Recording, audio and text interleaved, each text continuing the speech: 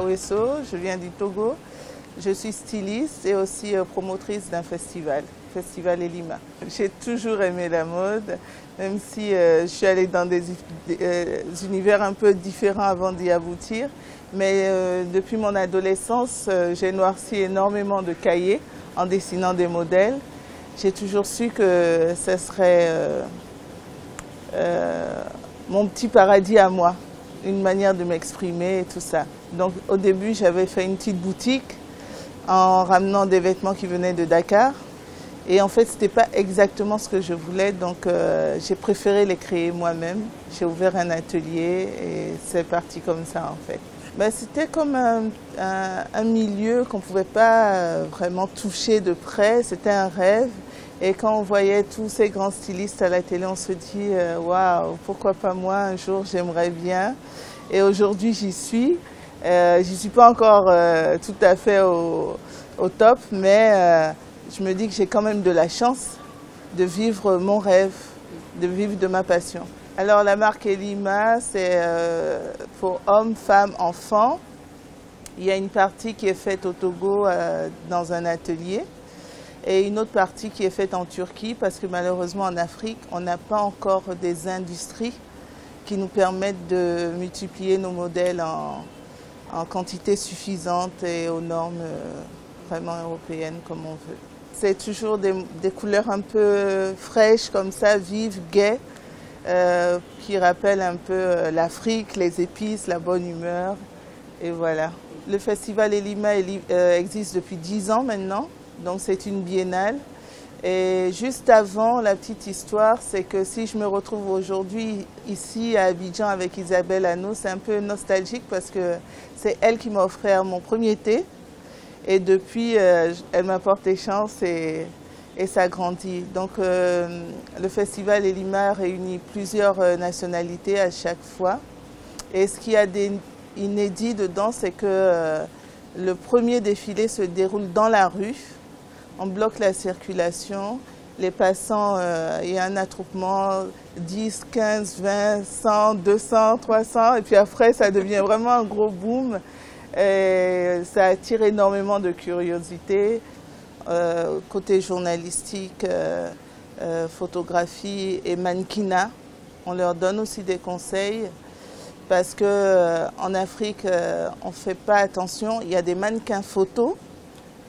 Il y a des mannequins défilés et ça s'entremêle comme ça. Parfois, ils sont vexés parce qu'on ne les prend pas pendant les castings, mais il faudrait que les normes soient respectées avant les castings. Donc, on est là à leur parler et ça commence à prendre aussi. Et ensuite, on a un défilé jeunes créateurs et le dernier défilé, c'est pour les grands couturiers. Souvent, on a entre 2500 à 3000 chaises qui sont toujours remplies. Et il y a encore des gens debout parce qu'on offre le spectacle. Dès que Isabelle m'en a parlé, je lui ai dit que j'étais partante parce que souvent on se retrouve un peu seul comme ça, isolé quand on organise quelque chose, alors qu'on aurait besoin de coups de main et de partager nos expériences avec les autres pour ne pas faire certaines erreurs. Et puis pour aller vers aussi des sponsors, pour qu'ils nous prennent au sérieux. Parce que quand nous, on a commencé au Togo, la mode représentait, je crois, 2% de budget des sociétés de la place pour le sponsoring. Alors que maintenant, ça commence aussi à monter. Ça veut dire que ce qu'on fait, quand on le fait avec sérieux, ça intéresse et ils se rendent compte qu'ils peuvent passer par notre canal pour pouvoir véhiculer leur message. Donc le fait d'avoir une association, ça nous rend encore plus forts. Et ça veut dire qu'on peut aller vers des institutions africaines aussi, pas que nationales. Et c'est vraiment un plus. Ce soir, ça s'appelle Black is Beautiful parce qu'on nous a appris que tout ce qui était noir était sombre, lugubre.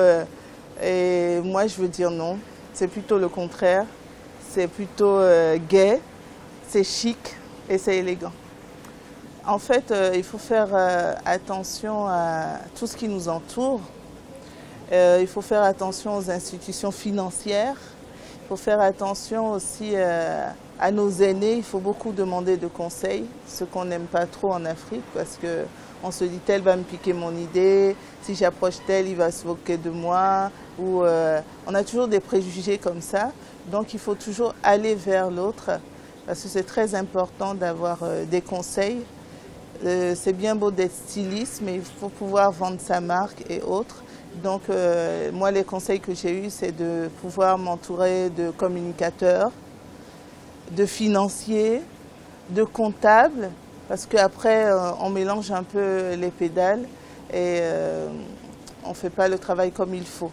Parce qu'il faut savoir que la mode c'est aussi une industrie, c'est un gagne-pain, donc il faut le faire avec sérieux. La mode c'est sur Africa 24.